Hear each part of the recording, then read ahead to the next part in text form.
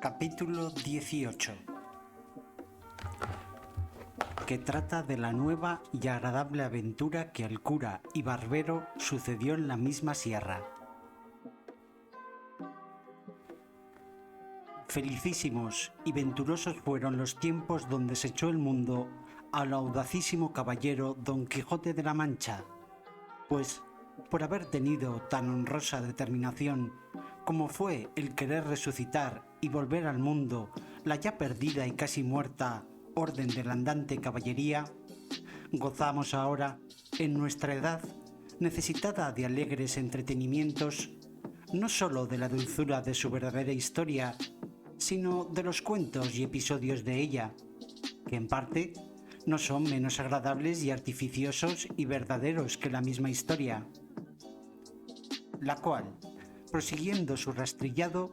torcido y aspado hilo, cuenta que, así como el cura comenzó a prevenirse para consolar a Cardenio, lo impidió una voz que llegó a sus oídos, que, con tristes acentos, decía de esta manera: ¡ay, Dios! Si será posible que yo, ya hallado lugar que pueda servir de escondida sepultura a la carga pesada de este cuerpo, si la soledad que prometen estas sierras no me mienten. ¡Ay, desdichada! ¿Y cuán más agradable compañía harán estos riscos y malezas a mi intención? Pues me darán lugar para que, con quejas, comunique mi desgracia al cielo, que no la de ningún hombre humano, pues no hay ninguno en la tierra de quien se pueda esperar consejo en las dudas, alivio en las quejas, ni remedio en los males.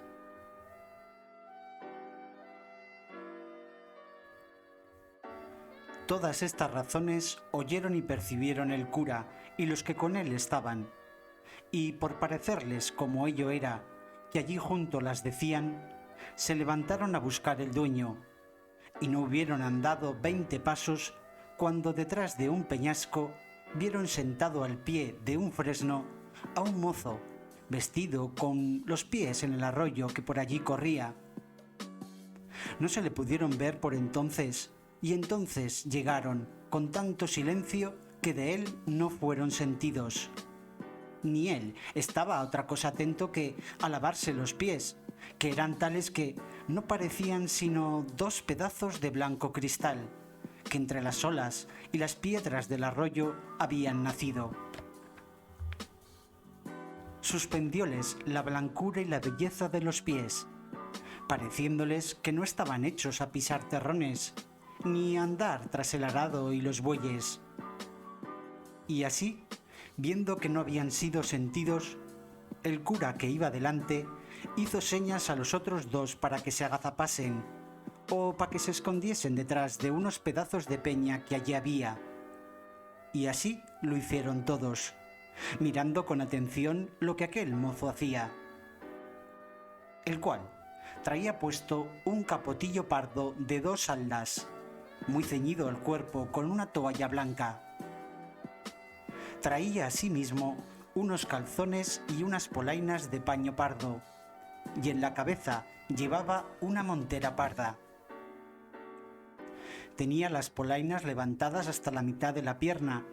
que sin duda alguna de blanco alabastro parecía. Acabóse de lavar los hermosos pies, y luego, con un paño de tocar que sacó de debajo de la montera, se los limpió. Y al querer quitársele, alzó el rostro, y tuvieron lugar los que mirándole estaban de ver una hermosura incomparable.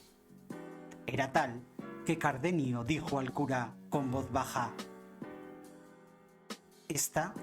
ya que no es Lucinda, no es persona humana, sino divina. El mozo se quitó la montera, y sacudiendo la cabeza a una y a otra parte, se comenzaron a descoger y esparcir unos cabellos que pudieran ser los del sol, o al menos tenerles envidia. Con esto conocieron que el que parecía labrador era mujer, y muy delicada, y aún la más hermosa que hasta entonces los ojos de los dos habían visto, y aún los de Cardenio, si no hubieran mirado y conocido a la hermosa Luscinda, que después afirmó que sólo la belleza de Luscinda podría contender con aquella. Los luengos y los rubios cabellos no sólo le cubrieron las espaldas, mas toda en torno la escondieron debajo de ellos, que si no eran los pies, ninguna otra cosa de su cuerpo se parecía, tales y tantos eran. En esto le sirvió de peine unas manos, que si los pies en el agua habían parecido pedazos de cristal, las manos en los cabellos semejaban pedazos de apretada nieve. Todo lo cual, en más admiración y en más deseo de saber quién era la que ponía a los tres que la miraban. Por esto determinaron de mostrarse, y al movimiento que hicieron de ponerse en pie, la hermosa moza alzó la cabeza y apartándose los cabellos de delante de los ojos con entrambas manos, miró los que el ruido hacían. Y apenas los hubo visto cuando se levantó en pie, y sin aguardar a calzarse ni a recoger los cabellos, asió con mucha presteza un bulto como de ropa que junto a sí tenía, y quiso ponerse en huida, llena de turbación y sobresalto como se encontraba. Mas no hubo dado apenas 6 pasos cuando, no pudiendo sufrir los delicados pies la aspereza de las piedras, dio consigo en el suelo. Lo cual, visto por los tres, salieron a ella, y el cura fue el primero que le dijo: «Deteneos, señora, deteneos, quien quiera que seáis, que los que aquí veis solo tienen intención de serviros. No hay para que os pongáis en tan impertinente huida, porque ni vuestros pies lo podrán sufrir, ni nosotros lo podremos consentir». A todo esto ella no respondía palabra, estaba atónita y confusa. Llegaron pues a ella, y asiéndola por la mano el cura prosiguió diciendo: «Lo que vuestro traje, señora, nos niega, vuestros cabellos nos descubren. Señales claras que no deben ser de poco momento las causas que han disfrazado vuestra belleza en hábito tan indigno, y traídola a tanta soledad como es esta, en la cual ha sido ventura el hallaros, sino para dar remedio a vuestros males, a lo menos para darles algún consejo, pues ningún mal puede fatigar tanto, ni llegar tan al extremo de serlo mientras no acaba la vida, que rehuya de no escuchar siquiera el consejo que con una buena intención se le da al que lo padece. Así que, señora mía, o señor mío, lo que vos quisierais ser, perded el sobresalto que nuestra vista os ha causado, y contadnos vuestra buena o mala suerte, que en nosotros juntos, o en cada uno de nosotros, hallaréis quien os ayude a sentir vuestras desgracias». En tanto que el cura decía estas razones, estaba la disfrazada moza como embelesada, mirándolos a todos, sin mover los labios ni decir palabra alguna, bien así como rústico aldeano que de improviso se le muestran cosas raras, y de él jamás vistas. Mas, volviendo el cura a decirle otras razones al mismo efecto encaminadas, dando ella un profundo suspiro, rompió su silencio y dijo: «Pues que la soledad de estas sierras no ha sido parte para encubrirme, ni la soltura de mis descompuestos cabellos no ha permitido que sea mentirosa mi lengua. En balde sería fingir yo de nuevo ahora lo que, si de mí se creyese, sería más por cortesía que por otra razón alguna. Presupuesto esto, digo, señores, que os agradezco el ofrecimiento que me habéis hecho, el cual me ha puesto en obligación de satisfaceros en todo lo que me habéis pedido, ya que temo que la relación que os hiciere de mis desdichas os ha de causar, al par de compasión, la pesadumbre porque no habéis de hallar remedio para remediarlas, ni consuelo para entretenerlas. Pero, con todo esto, porque no ande vacilando mi onda en vuestras intenciones, habiéndome ya conocido por mujer y viéndome moza, sola y en este traje, cosas todas juntas y cada una por sí, que pueden echar por tierra cualquier honesto crédito, os habré de decir lo que quisiera callar, si pudiera.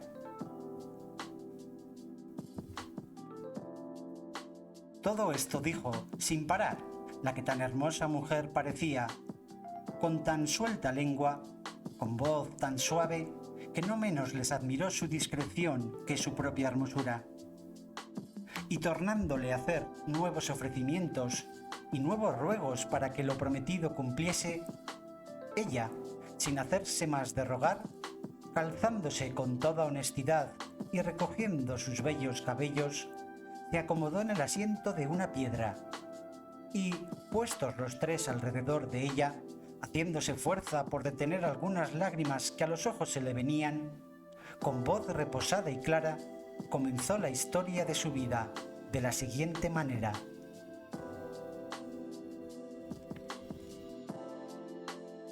En esta Andalucía hay un lugar de quien toma título un duque, que le hace uno de los que llaman grandes de España. Este tiene 2 hijos. El mayor, heredero de su estado y al parecer de sus buenas costumbres. Y el menor, no sé yo de qué sea heredero, sino de las traiciones de Bellido y de los embustes de Galalón. De este señor son vasallos mis padres, muy humildes en linaje, pero tan ricos que si los bienes de su naturaleza igualaran a los de su fortuna, ni ellos tuvieran más de desear, ni yo temiera verme en la desdicha en que me veo. Porque quizá nace en mi poca verdad, que no son tan bajos, que a mí me quiten la imaginación que tengo de que su humildad viene mi desgracia. Ellos, en fin, son labradores, gente llana, sin mezcla de raza alguna malsonante, y como suele decirse, cristianos viejos, rancios, pero tan rancios que su riqueza y magnífico trato les va poco a poco adquiriendo nombre de hidalgos y aún de caballeros. Puesto que de la mayor riqueza y nobleza que ellos depreciaban era de tenerme a mí por su hija, y así, por no tener otra ni otro que los heredase como por ser padres y aficionados, yo era una de las más regaladas hijas que padres jamás regalaron. Era el espejo en que se miraban, el báculo de su vejez, y el sujeto a quien encaminaban, midiéndolos con el cielo todos sus deseos, de los cuales, por ser ellos tan buenos, los míos no salían un punto. Y del mismo modo que yo era señora de sus ánimos, así lo era de su hacienda. Por mí se recibían y se despedían los criados. La razón y cuenta de lo que se sembraba y cogía pasaba por mi mano. Los molinos de aceite, los lagares de vino, el número del ganado mayor y menor, el de las colmenas. Finalmente, de todo aquello que era un tan rico labrador como mi padre y pueda tener y tiene. Yo tenía la cuenta y era la mayordoma y señora, con tanta solicitud mía y con tanto gusto suyo, que buenamente no acertaré a encarecerlo. Los ratos que del día me quedaban, después de haber dado lo que convenía a los mayorales, a capataces y a otros jornaleros, los entretenía yo en ejercicios que son a las doncellas tan lícitos como necesarios, como son los que ofrece la aguja y la almohadilla y la rueca muchas veces. Y si alguna, por recrear el ánimo, estos ejercicios dejaba, me acogía al entretenimiento de leer algún libro devoto o a tocar un arpa, porque la experiencia me mostraba que la música compone los ánimos descompuestos y alivia también los trabajos que nacen del espíritu. Esta, pues, era la vida que yo tenía en casa de mis padres, la cual, sin tan particularmente, os he contado.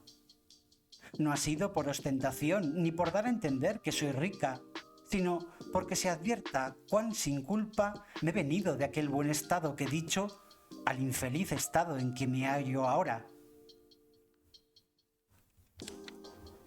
Es, pues, el caso que, pasando mi vida en tantas ocupaciones y en un encerramiento tal, que al de un monasterio pudiera compararse, sin ser vista, a mi parecer, de otra persona alguna que de los criados de casa, y tan acompañada de mi madre y de otras criadas, y yo tan cubierta y tan recatada que apenas veían mis ojos más tierra de aquella donde ponía los pies, con todo eso, los del amor, o los de la ociosidad, por mejor decir, a quien me vieron puestos en la solicitud de don Francisco, el cual es el nombre del hijo menor del duque, que ya os lo he contado.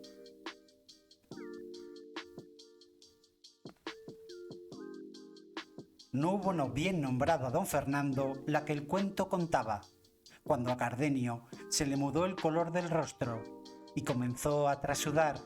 con tan grande alteración que el cura y el barbero, que miraron en ello, temieron que le venía aquel accidente de locura que habían oído decir que de en cuando le venía a Cardenio. Mas él no hizo otra cosa que trasudar y estarse quedo, mirando de hito en hito a la labradora, imaginando quién ella era, la cual, sin advertir en los movimientos de Cardenio, prosiguió su historia. Y no me hubieron bien visto cuando, según él dijo después, quedó tan preso de mis amores cuanto le dieron bien a entender sus demostraciones. Mas, por acabar presto con el cuento, que no le tiene, de mis desdichas, quiero pasar en silencio las diligencias que don Fernando hizo para declararme su voluntad. Sobornó toda la gente de mi casa, dio y ofreció dádivas y mercedes a mis parientes. Todos los días eran fiesta y regocijo en la calle. Las noches no dejaban dormir a nadie, las músicas tampoco. Los billetes, que sin saber cómo a mis manos venían, eran infinitos, llenos de enamoradas razones y de ofrecimientos, con menos letras que promesas y con juramentos. Todo lo cual no solo no me ablandaba, pero me endurecía de manera como si fuera mi mortal enemigo, y que todas las obras que para reducirme a su voluntad hacía, las hiciera para el efecto contrario. No porque a mí me pareciese mal aquella gentileza de don Fernando, ni que tuviese ademasía sus solicitudes, que va, porque me daba un no sé qué de contento verme tan querida y tan estimada de un tan principal caballero, y no me pensaba ver en sus papeles mis alabanzas.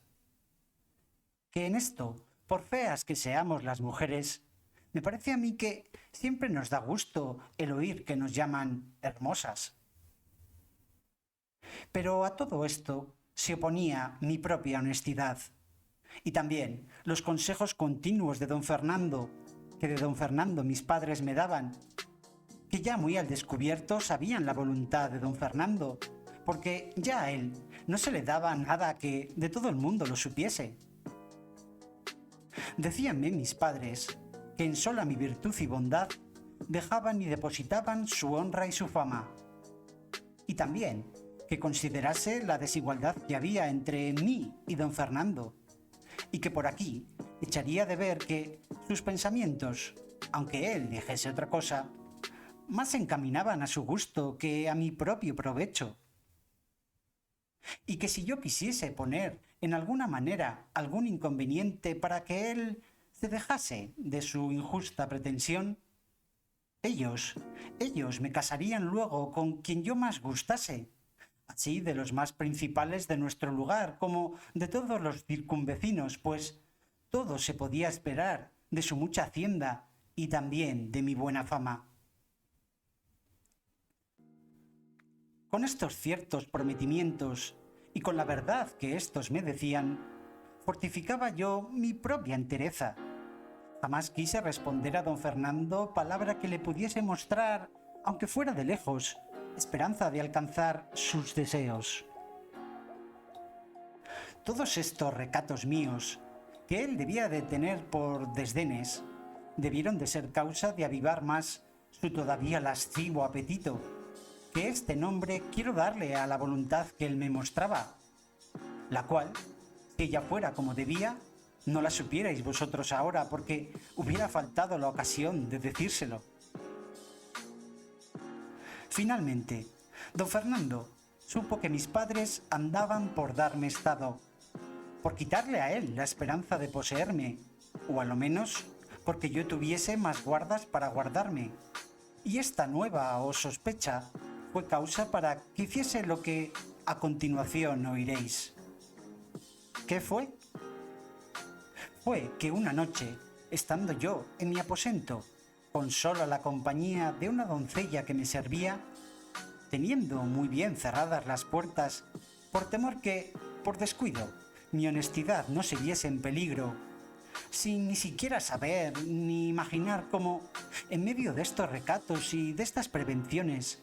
y en la soledad de mi encierro y mi silencio, me la hallé delante, cuya vista me turbó de manera que me quitó de mis ojos y me enmudeció la lengua. Y así no fui poderosa de dar voces, ni aun el creo que me las dejara dar, porque luego se llegó a mí, y tomándome entre sus brazos, porque, como ya os he dicho, no tuve fuerzas para defenderme según estaba de turbada, comenzó a decirme tales razones que no sé cómo es posible que tenga tanta habilidad la mentira, que la sepa componer de modo que parezcan tan verdaderas sus palabras. Hacía el traidor que sus lágrimas acreditasen sus palabras, y los suspiros lo hacían con su intención. Así, yo, pobrecilla, sola, entre los míos, mal ejercitada en casos semejantes, comencé, no sé en qué modo,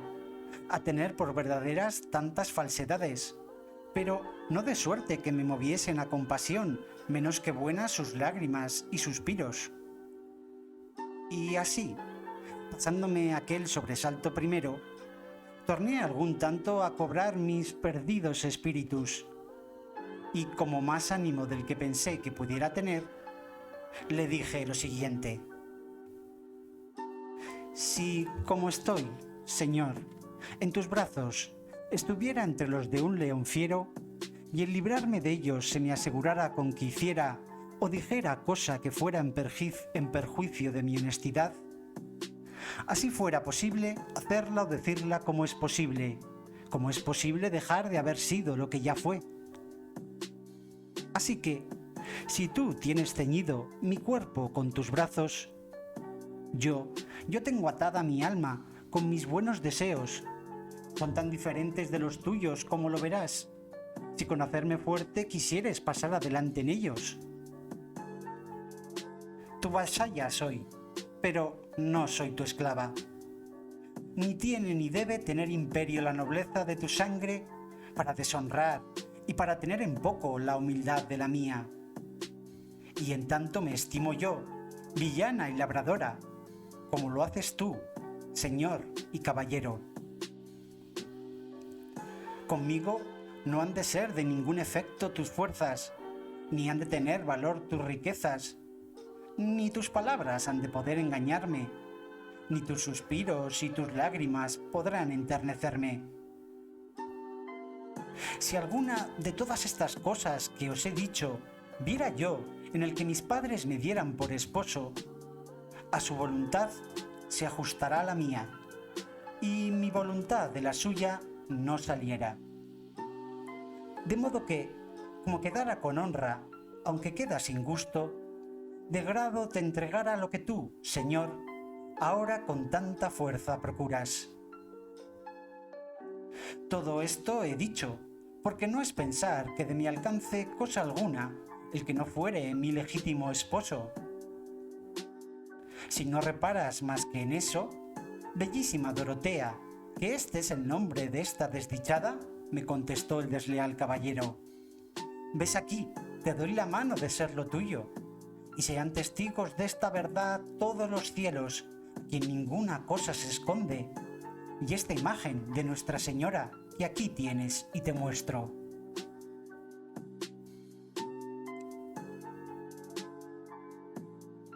Cuando Cardenio le oyó decir que se llamaba Dorotea, tornó de nuevo a sus sobresaltos y acabó de confirmar por verdadera su primera opinión. Pero no quiso interrumpir el cuento, por ver en qué venía a parar lo que él casi sabía. Así que solo acertó a decir: ¿Que Dorotea es tu nombre, señora? Otra he oído yo decir del mismo, que quizá corre parejas con tus desdichas. Pasa adelante, que tiempo vendrá en que te diga cosas que te espanten en el mismo grado que te lastimen. Reparó Dorotea en las razones de Cardenio y en su extraño y desastroso traje, y rogóle que si alguna cosa de su hacienda sabía, se la dijese luego, porque si algo le había dejado bueno la fortuna, era el ánimo que tenía para sufrir cualquier desastre que le sobreviniese. Estaba segura de que, a su parecer, ninguno podría llegar que el que tenía acrecentase un punto. No le perdiera yo, señora, respondió Cardenio, en decirte lo que pienso, si fuera verdad lo que imagino. Y hasta ahora no se pierde coyuntura, ni a ti te importa nada en saberlo. Sea lo que fuere, respondió Dorotea, lo que en mi cuento pasa fue que, tomando don Fernando una imagen que en aquel aposento estaba, la puso por testigo de nuestro desposorio. Con palabras eficacísimas y juramentos extraordinarios, me dio la palabra de ser mi marido, puesto que, antes que acabase de decirlas, le dije que mirase bien lo que hacía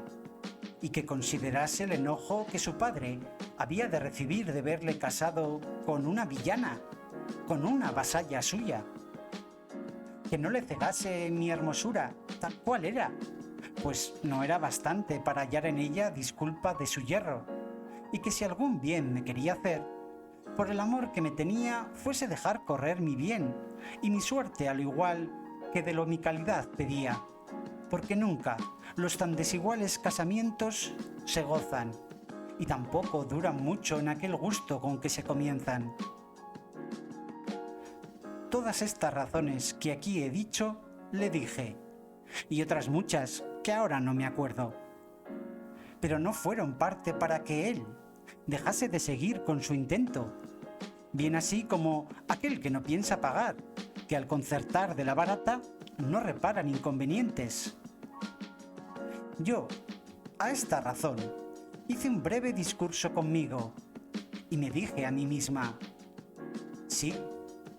que no seré yo la primera que, por vía de matrimonio, haya subido de humilde a grande estado, ni será don Fernando el primero a quien hermosura o ciega afición, que seguramente es lo más cierto, haya hecho tomar compañía desigual a su grandeza. Pues, si no hago mi mundo ni uso nuevo, viene sacudir a esta honra que la suerte me ofrece, puesto que en este no dure más la voluntad que me muestra de cuando dure el cumplimiento de su deseo. Que, en fin, para con Dios seré su esposa. Y si quiero con desdenes despedirle, en término le veo que, no usando el que debe, usará el de la fuerza, y vendré a quedar deshonrada y sin disculpa de la culpa que me podía dar el que no supiere cuán sin ella he venido a tal punto. Porque,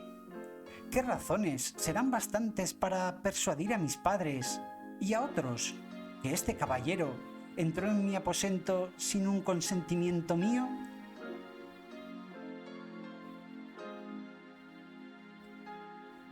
Todas estas demandas y respuestas resolví en un instante en mi imaginación. Y sobre todo, me comenzaron a hacer fuerza y a inclinarme a lo que fue, sin yo pensarlo, mi perdición. Los juramentos de don Fernando, los testigos que ponía, las lágrimas que derramaba y finalmente su disposición y gentileza que, acompañada con tantas muestras de verdadero amor, pudieran rendir a otra tan libre y recatado corazón como el mío.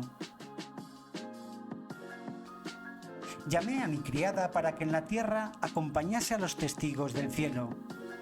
Tornó don Fernando a reiterar y a confirmar sus juramentos. Añadió a los primeros nuevos santos por testigos. Echóse 1000 futuras maldiciones si no cumpliese lo que me prometía. Volvió a humedecer sus ojos y a acrecentar sus suspiros. Apretóme más entre sus brazos, de los cuales jamás me había dejado, y con esto, y con volverse a salir del aposento mi doncella, yo dejé de serlo, y él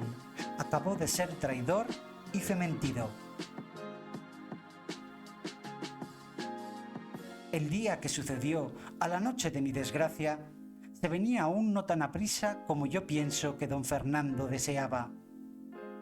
Porque después de cumplido aquello que el apetito pide, el mayor gusto que puede venir es apartarse de donde le alcanzaron. Digo esto porque don Fernando dio prisa por partirse de mí y por industria de mi doncella, que era la misma que allí le había traído, antes que amaneciese se vio en la calle. Y al despedirse de mí, aunque no con tanto ahínco y con tanta vehemencia como cuando vino, me dijo que estuviese segura de su fe y de ser firmes y verdaderos sus juramentos. Y, para más confirmación de su palabra, sacó un rico anillo del dedo y lo puso en el mío. En efecto, él se fue y yo quedé, no sé si triste o alegre, pero esto sé bien decir. Quedé confusa y pensativa y casi fuera de mí con el nuevo acaecimiento, y no tuve ánimo o no se me acordó de reñir a mi doncella por aquella traición cometida de encerrar a don Fernando en el mismo aposento, porque aún no me determinaba si era bien o era mal lo que me había sucedido. Díjele al partir a don Fernando que por el mismo camino de aquella podría verme otras noches, pues ya era suya, hasta cuando él quisiese, aquel hecho se publicase. Pero no vino otra alguna, y no fue la siguiente, ni yo pude verle en la calle, ni en la iglesia más de un mes. En vano me cansé en solicitarlo, puesto que supe que estaba en la villa, y que los más iba a caza, ejercicio que de él era muy aficionado. Estos días y estas horas, bien sé que para mí fueron aciagos y menguadas, y bien sé que comencé a dudar en ello, y aún a descreer de la fe de don Fernando. Y sé también que mi doncella oyó entonces las palabras que en represión de su atrevimiento antes nunca había oído. Y sé que fue forzoso tener cuenta con mis lágrimas y con la compostura de mi rostro, por no dar ocasión a que mis padres me preguntasen que de qué andaba descontenta y me obligasen, por tanto, a buscar diferentes mentiras que decirles. Pero todo esto se acabó en un punto, llegándose uno donde se atropellaron respetos y se acabaron los honrados discursos, y a donde se perdió la paciencia y salieron a plaza mis secretos pensamientos. Y esto fue porque de allí a pocos días se dijo en el lugar, como en una ciudad allí cerca, que había casado don Fernando con una doncella hermosísima en todo extremo, y de muy principales padres, aunque no tan rica, que por la dote pudiera aspirar a tan noble casamiento. Díjose que se llamaba Luscinda, con otras cosas que en sus desposorios sucedieron, dignas de admiración.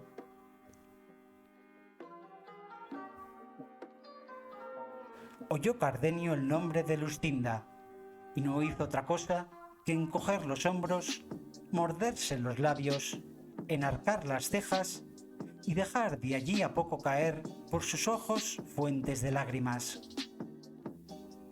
Mas no por esto Dorotea, de seguir su cuento, prosiguió, diciendo: llegó esta triste nueva a mis oídos, y, en lugar de helárseme el corazón en oírla, fue tanta la cólera y rabia que se encendió en él, que faltó poco para no salirme por las calles dando voces, publicando la alevosía y traición que se me había hecho. Mas templóse esta furia por entonces, con pensar de poner aquella misma noche por obra lo que puse, que fue ponerme en este hábito, que me dio uno de los que se llaman zagales en casa de los labradores. Era criado de mi padre, al cual descubrí toda mi desventura, y le rogué que me acompañase hasta la ciudad, donde entendí que mi enemigo estaba. Él, después que hubo reprendido mi atrevimiento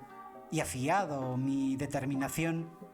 viéndome tan resuelta en mi parecer, se ofreció a tenerme compañía, como él dijo, hasta el cabo del mundo. Luego, al momento, encerré en una almohada de lienzo un vestido de mujer y algunas joyas y dineros, por lo que pudiera suceder, y en el silencio de aquella noche, sin dar cuenta a mi traidora doncella, salí de mi casa, acompañada de mi criado y de muchas imaginaciones, y me puse en camino de la ciudad a pie, llevada en vuelo del deseo de llegar, ya que no a estorbar lo que tenía por hecho,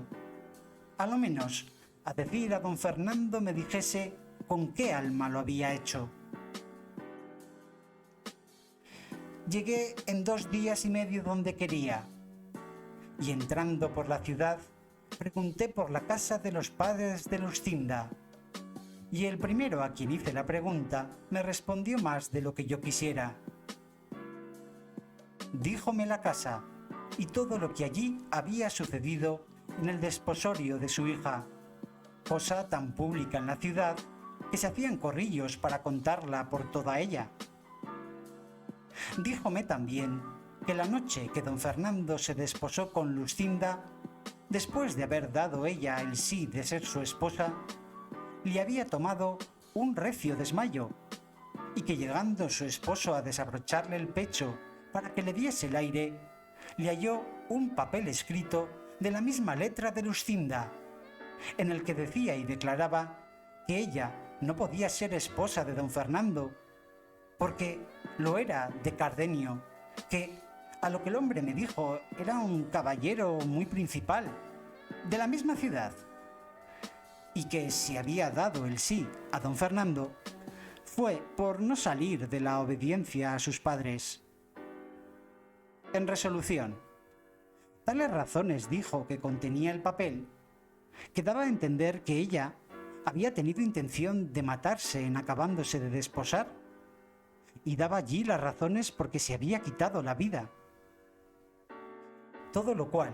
dicen que confirmó una daga que le hallaron no sé en qué parte de sus vestidos. Todo lo cual visto por don Fernando, pareciéndole que Luscinda le había burlado y escarnecido y tenido en poco, arremetió a ella antes de que su desmayo volviese, y con la misma daga que le hallaron, la quiso dar de puñadas, y lo hiciera si sus padres y los que se hallaron presentes no se lo estorbaran. Dijeron más, que luego se ausentó don Fernando, y que Luscinda no había vuelto de su paroxismo hasta otro día. Contó a sus padres cómo ella era la verdadera esposa de aquel Cardenio que ya os he dicho. Supe más, que Cardenio, según decían, se halló presente en los desposorios, y que en viéndola desposada, lo cual él jamás pensó, se salió de la ciudad desesperado,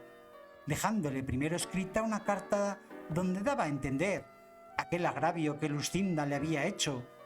y de cómo él se iba a donde gentes no le viesen nunca. Esto todo era público y notorio en toda la ciudad. Todos hablaban de ello, y más hablaron cuando supieron que Luscinda había faltado de casa de sus padres y de la ciudad, pues no la hallaron en toda ella, de que perdían el juicio sus padres y no sabían qué medios se tomar para hallarla. Esto que supe puso en bando mis esperanzas, y tuve mejor no haber hallado a don Fernando que no hallarle casado, pareciéndome que aún no estaba del todo cerrada la puerta a mi remedio, dándome yo a entender que podría ser que el cielo hubiese puesto aquel impedimento en un segundo matrimonio, por atraerle a conocer lo que al primero debía. Y al caer en la cuenta de que era cristiano y que estaba más obligado a su alma que a los respetos humanos, todas estas cosas revolvían mi fantasía. Me consolaba sin tener consuelo, fingiendo unas esperanzas largas y desmayadas para entretener la vida, esta vida que ya aborrezco. Estando, pues, en la ciudad, para entretener la vida que ya aborrezco, sin saber qué hacerme, pues a don Fernando no hallaba, llegó a mis oídos un público pregón, donde se prometía grande hallazgo a quien me hallase, dando las señas de la edad y del mismo traje que traía. Y oí decir que se decía que me había sacado de casa de mis padres aquel mozo que conmigo vino, cosa que me llegó al alma por ver cuán decaída andaba mi crédito, pues no bastaba perderle con mi venida, sino añadir el que con quién, siendo sujeto tan bajo y tan indigno de mis buenos pensamientos. Al punto que oí aquel pregón, me salí de la ciudad con mi criado, que ya comenzaba a dar muestras de titubear en la fe que de fidelidad me tenía prometida. Aquella noche nos entramos por lo espeso de esta montaña, con el miedo de no ser hallados. Pero, como suele decirse que un mal llama a otro, y que el fin de una desgracia suele ser el principio de otra mayor, así me sucedió a mí, porque mi buen criado, hasta entonces fiel y seguro, así como me vio en esta soledad, incitado de su misma bellaquería antes que de mi hermosura, quiso aprovecharse de la ocasión que, a su parecer, estos yermos le ofrecían, y con poca vergüenza y menos temor de Dios ni respeto mío, me requirió de amores. Y viendo yo que con feas y justas palabras respondía a las desvergüenzas de sus propósitos, dejó aparte los ruegos de quien primero pensó aprovecharse y comenzó a usar la fuerza. Pero el justo cielo, que pocas o ningunas veces deja de mirar y favorecer a las justas intenciones, favoreció las mías, de manera que, con mis pocas fuerzas y con poco trabajo, di con él por un derrumbadero, donde le dejé, no sé si muerto o si vivo. Y luego, con más ligereza que mi sobresalto y cansancio pedían, me entré por estas montañas, sin llevar otro pensamiento ni otro designio que esconderme en ellas y huir de mi padre y de aquellos que de su parte me andan buscando. Con este deseo, ha de no sé cuántos meses que entré en ellas, donde hallé un ganadero que me llevó por su criado a un lugar, allí, en las entrañas de esta sierra, al cual he servido de zagal todo este tiempo, procurando estar siempre en el campo por encubrir estos cabellos que ahora, tan sin pensarlo, me han descubierto. Pero toda mi industria y toda mi solicitud fue y ha sido de ningún provecho, pues mi amo vino en conocimiento de que yo no era varón, y nació en él el mismo pensamiento que en mi criado. Y como no siempre la fortuna con los trabajos da los remedios, no hallé un derrumbadero ni un barranco de donde despeñar y despenar al amo, como hallé para el criado. Así que tuve por menor inconveniente dejarle y esconderme de nuevo, aquí, en estas asperezas, que probar con él mis fuerzas o mis disciplinas.